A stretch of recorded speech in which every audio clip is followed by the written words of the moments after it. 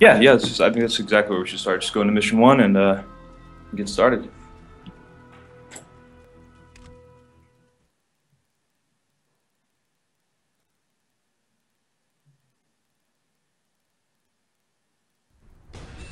Yeah, just Soldiers, advance.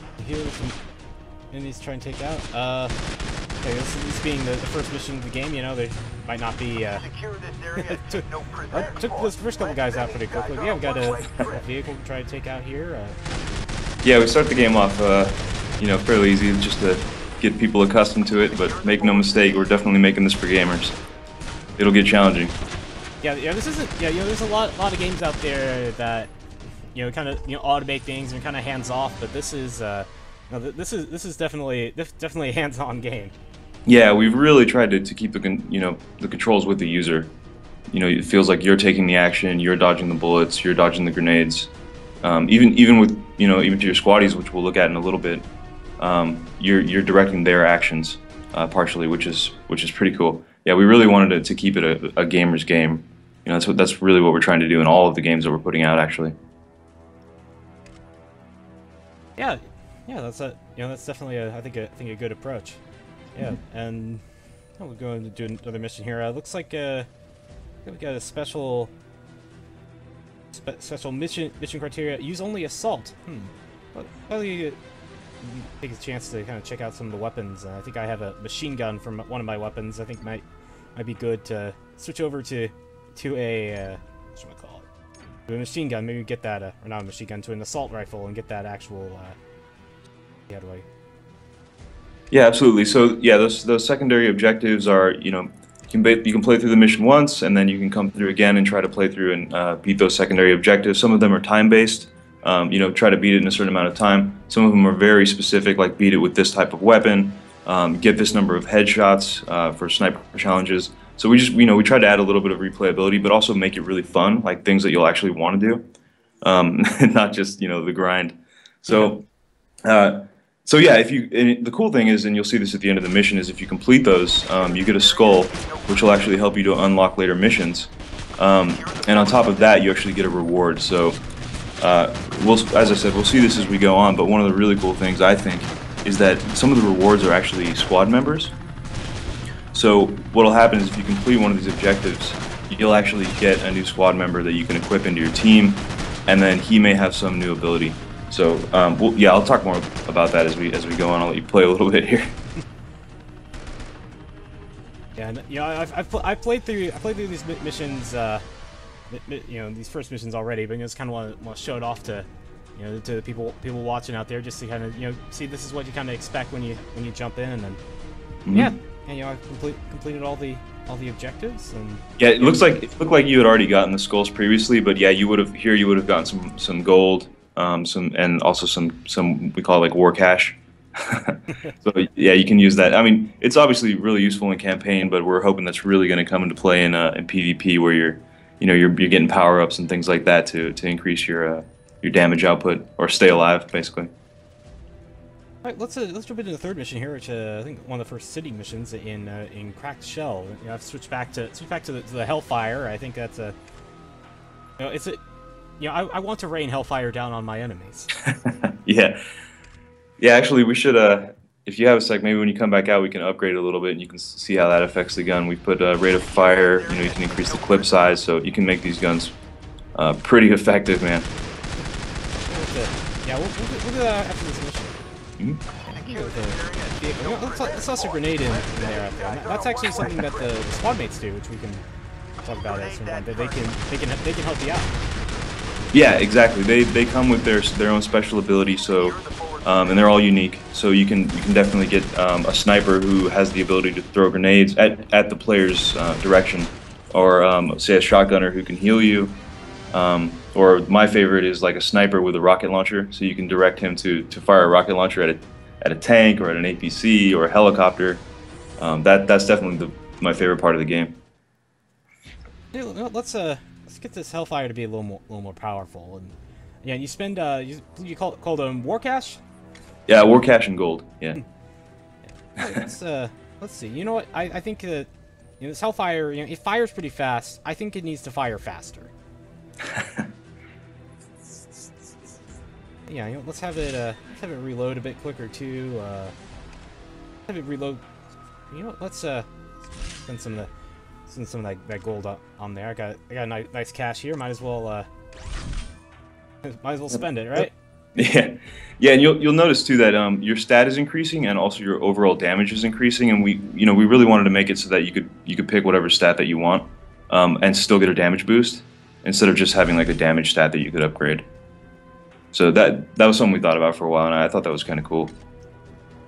I can't forget it. I got a secondary weapon here because you can go out with two weapons, and Right. yeah, of course you have your sniper rifle, which is just sniper rifle. You know, not the fastest weapon, but very deadly, and we'll play around with that in the next mission, and kind of show that off because it's machine guns are nice, but they're not very accurate. Yeah, exactly.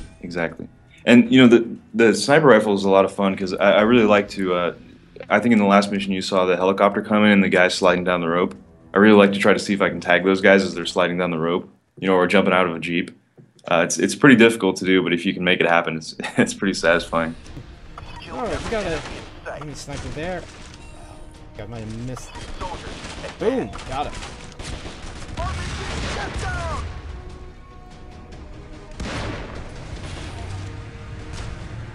Secure this area. Take no prisoners. Nice. Yeah, and one thing is, yeah, this is definitely a cover-based game, and yeah, if you see like an enemy that's coming in at you, you can move to different types of cover. I mean, you're not just locked to one position. Yeah. Yeah, I mean, you'll see, I don't want to give too much away for people who are going to play deeper into the game, but you'll see some vehicles coming in later on that really force you to take advantage of that shifting. I will say this, there's a pretty epic tank that rolls in a little later in the game, and if you're not on your toes getting out of the way, that thing's going to, it'll pretty much demolish your cover in one shot, so you really have to be reacting to that.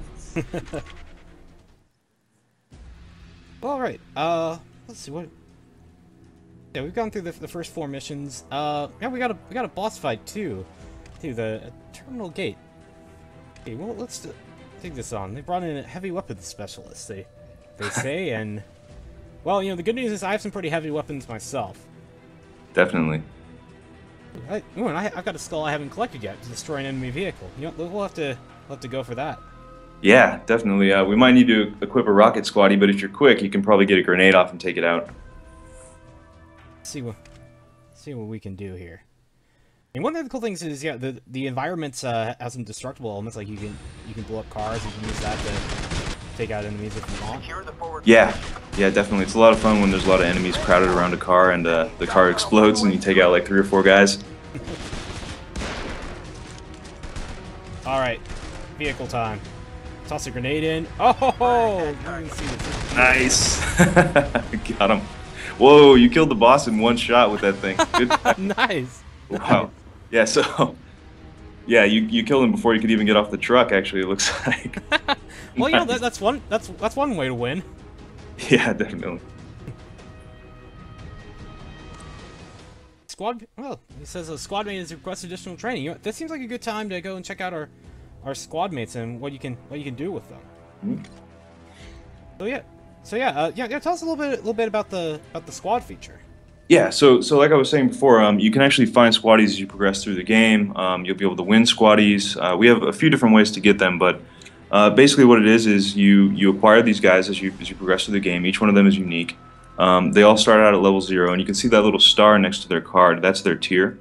So the star 1 is a tier 1 guy, the 3 stars is a tier 3 guys, and it's just kind of a visual indication of how rare they are, basically. So obviously the more rare squaddies have much higher damage output and health.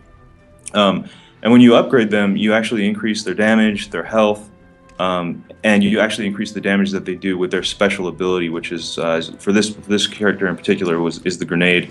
But you can also have squadmates who have drones, who can heal your whole party. The grenades we already saw, and my favorite is the RPGs. So you can also tell that these guys look a little bit different because each of them has their own gun class. So you can really mix and match this a lot. And this is where it begins to get really fun in PvP because say you really want a guy who can fire an RPG, but you want him to have a shotgun because you have a lot of close range matches in PvP. Well, you can try to find that particular squad member who has the ability to fire a rocket and a shotgun, or you might want someone who can fire a rocket and has a sniper rifle like you have there. We're trying to give a lot of customization here to let you build your squad the way that you like it for the needs that you have when you're in PvP. And of course, these guys can also be used in single player. Yeah. Yeah.